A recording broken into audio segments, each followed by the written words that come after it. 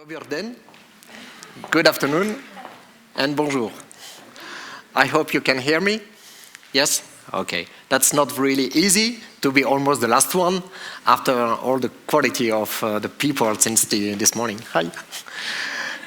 And this is, like you know, this is not my mother tongue, English, so I try to speak with you. And I hope it will be interactive if you have some questions after. Yes, I know, but also during, there's no problem. And if my English is not very good, that's normal because I'm French. So I'm police officer in Paris, in France. And a few years ago, it was 22 years ago, I was 25 years old, and with my colleagues, we spoke a lot about LGBT issues. I was a young police officer. I was in Paris, in the center of Paris. And at this time, I heard very often bad things about LGBT people. They had a lot of prejudice. They spoke a lot with homophobic words. Quiet, huh? It's quiet, huh? Here now. I'm not a DJ. It's very serious with me. And yes, and so I said myself, why there's nobody who said something when there is an harassment with my colleagues? And if there is a harassment with my colleagues, with the power of a police officer in the streets, when we meet people, when we meet an LGBT person, what kind of problem could happen? And that's not normal, because the job of police officer is to keep the peace, to protect people. So we said it to our chief. We said, look, when there is a problem with those colleagues, why don't you say anything? And I didn't say that I was gay. And I saw my colleagues, some of my colleagues who are lesbian or gays, and sometimes I had problems.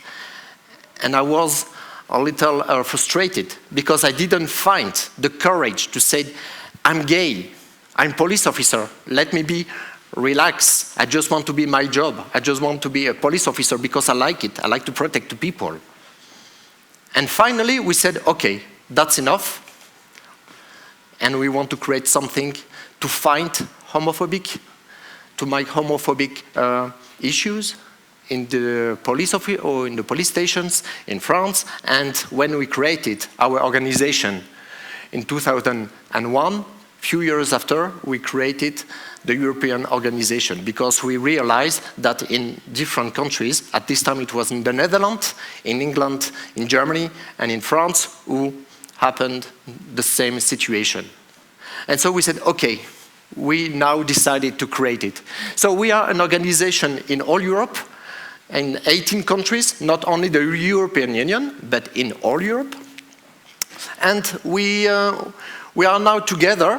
We work with the European Union, we work with the Council of Europe, we work on training the police officers to give to them tools to say, yes, when you control an LGBTIQ person, for example, a transgender person, how do you have to speak with this person?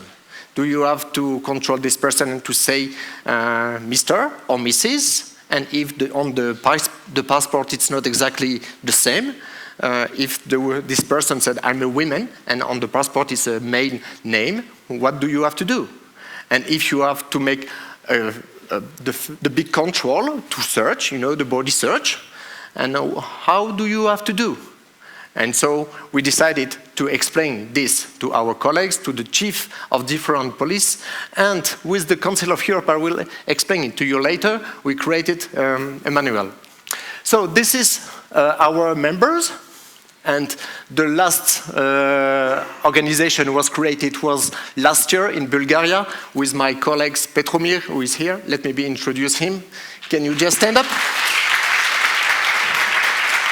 And he needs a lot of applause because it's not easy. It's not easy in every country when you start it. When you say, my job is to protect you, it's to protect the citizens, and I have problems inside of in my own country.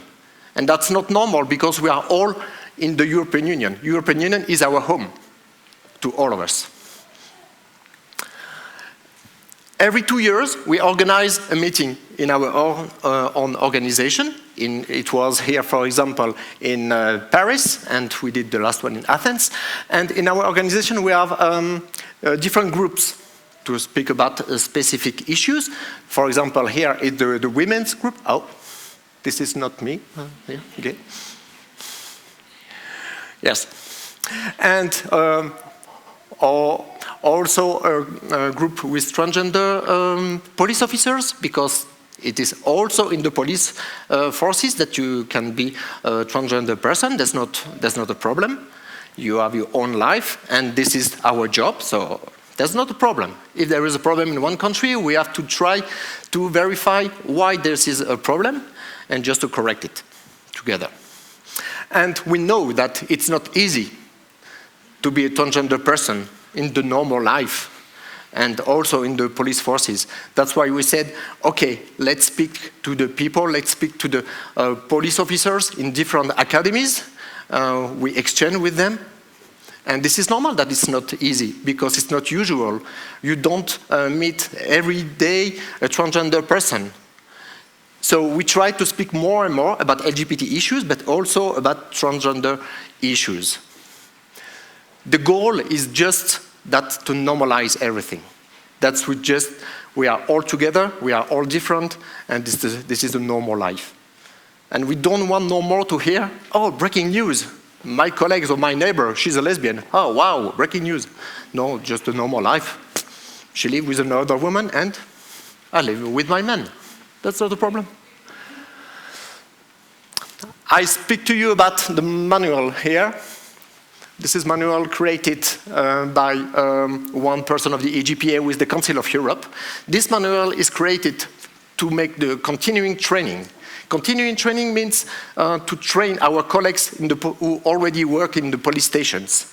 The idea of this manual is to meet LGBTI activists, police officers, and prosecutors, and to have those people, this big group, during 2 or 3 days together to meet each other and to know each other better. For example, when there is 2 women in the streets and have a victim of an attack, the police officer, when he arrives, you have to ask some specific questions. And the specific questions, this is not because the police wanted to know if the 2 women are lesbian and what they are doing in bed. No, not at all. No, it's just because of the penal code. Because if the 2 women are lesbian or 2 women are sisters, it's not the same in some countries. There is aggravating circumstances, and we have to know it. And that's why with activists, police officers, and prosecutors, it's very important to be together and to know each other, because we are one. It's not the police forces and LGBT citizens are the opposite. Not at all. It was a long time ago a different law. Today, we are all together and we have to trust each other. No question? No, okay. Otherwise, they will say, no, it's after the question. Not yet.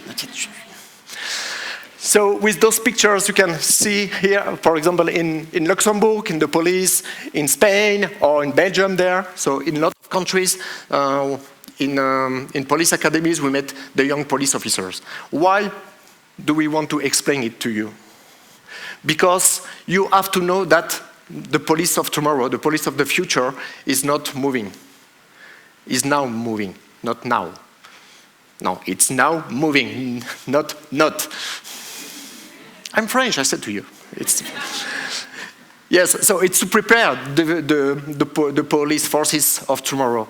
It's also to say to the LGBTI activists, yes, you had a problem long time ago, but you have also yourself to switch off in your own mind. You have to know that a police unit, a police station is here, it's the place to be safe.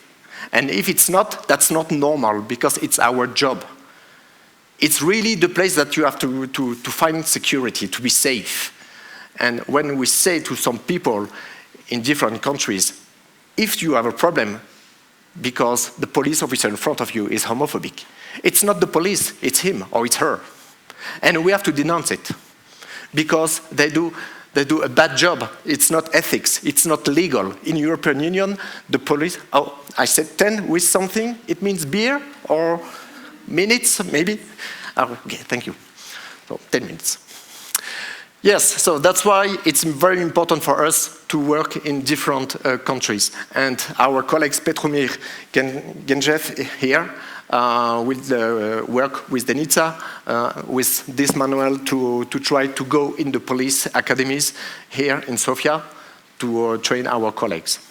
So we have to encourage them, and we have to be sure that the Ministry of Interior will accept finally, because it's also here to prepare the police of tomorrow. Okay? You can count on you? Yes? And on me also. Huh? Yes, I said to you about the Council of Europe, the chief of the Council of Europe, who help us a lot. They help us to create the manuals and to help when we have to travel, because everything costs something. So they help a lot. It's really important for us that they are an official partner of the European LGBT Police Association. Here is our training in Europol, because inside of the police forces at the European level, you have different service. You know in Bulgaria the Bulgarian police, I know in France the French police, but at the European level you have also some investigation service, or here it's Europol in The Hague in the Netherlands. Also maybe you know Frontex. You're here, Frontex is very famous. Not for good things sometimes in the news, but it's very famous. And with Frontex, we work, the European LGBT Police Association, we work with them to create a new toolkit to sensitive our colleagues, and to be sure that the migrants, when they want to come in the European Union, they are in front of them police officers, but also with a signal, for example, with the rainbow color, a signal that if you want to leave your own country, for example, if you come from Africa, or I don't know where, it's death penalty only if you are an LGBTI person. You have to be sure that in European Union you will find a safe place if you are an LGBTI person. So we work on it. We have a special toolkit we already almost prepared. And also we work with European deputies. Here.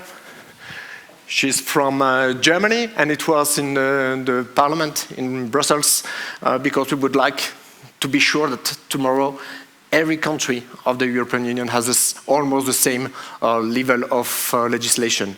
For aggravating circumstances, for example, if you are a victim of an LGBT attack, for example. That's what we are doing.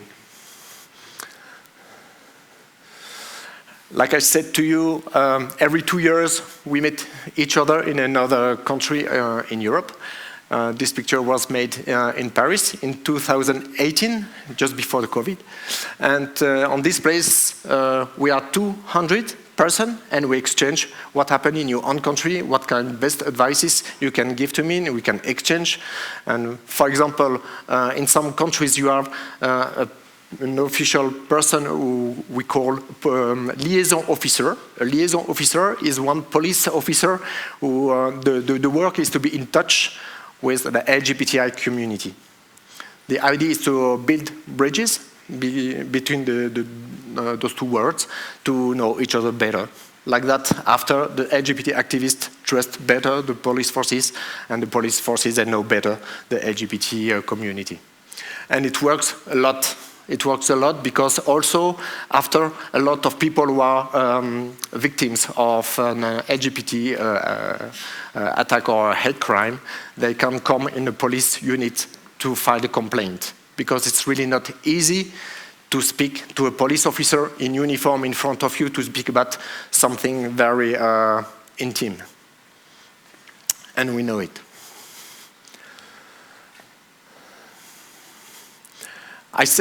I speak here in front of you on behalf of the European LGBT Police Association, and this European organization is a member of the World Network.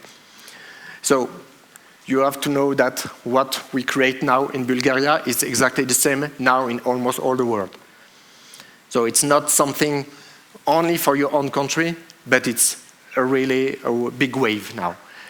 in America, in Australia, in South Africa, in South Korea, in Thailand, in all Europe.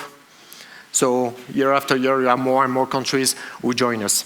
We were 1 month ago in Melbourne, in Australia, to speak about those matters as well. This picture is why. This picture is to explain to our colleagues. It's one picture that we use in police academies to explain the difference between, for example, to be a black person and to be an LGBTI person. Sometimes you can say, okay, it looks the same. It's not exactly the same when you live, when you are the victim of the LGBT homophobic attack. Because, for example, when you are a child, you are 10, and you are black because your family came a long time ago from Senegal or Mali. And at school, if someone said to you, I don't want to speak to you because you are fucking Negroes. And so the child come back at home and explain it. And finally, the parents, they come back to school. And everything after it's better. But when you are a young lesbian, a young transgender person, or a young gay, if there is harassment at school, when you come back at home, you don't want to say anything because you don't know the reaction of your parents. And you don't want that the parents say, oh, you're fired, go away, or whatever. And so you have to keep it with you, and you have to live inside in your own head with this. Now some information about what we are doing in different countries in Europe. The march, the prides, LGBT prides here in Italy. Here you have the official unit in the Netherlands. It's the only country who is an official unit of LGBTI issues. And those colleagues, they are here because they are it's called Roze in Blauw, pink in blue. And this unit is always somewhere in the Netherlands when there is a special event. And so every time, all the LGBT people, they know them. And when they are, during the event, they are present, it's always very good because for the LGBTI person, they can speak with them, they are very open, and everything is really, really good. Here it's an example in France. It's all the sentences of the French Penal Code about the LGBT aggravating circumstances in the Penal Code when there is an homophobic attack. So it's a file, a document that we give in the police academy to our colleagues. Like that they know exactly what official sentence I have to write when a victim comes for the homophobic attack. Because it's not, I'm a victim of a homophobic attack. It's, I'm a victim because of the sexual orientation attack, or because of the gender identity attack, and not transphobic attack. It's not exactly the same, so it's really a lot of details that we explain to our colleagues to be sure that when you file a complaint, everything would be okay until for the prosecutor. Here also, look, the official communication at the top in Belgium when it's the Pride. Our colleagues from Belgium with the federal police of Belgium, they created this communication, and it was in all police stations. And there, look, the colleagues officially, during the Pride, they are in uniform. Why to be in uniform? Why is it important?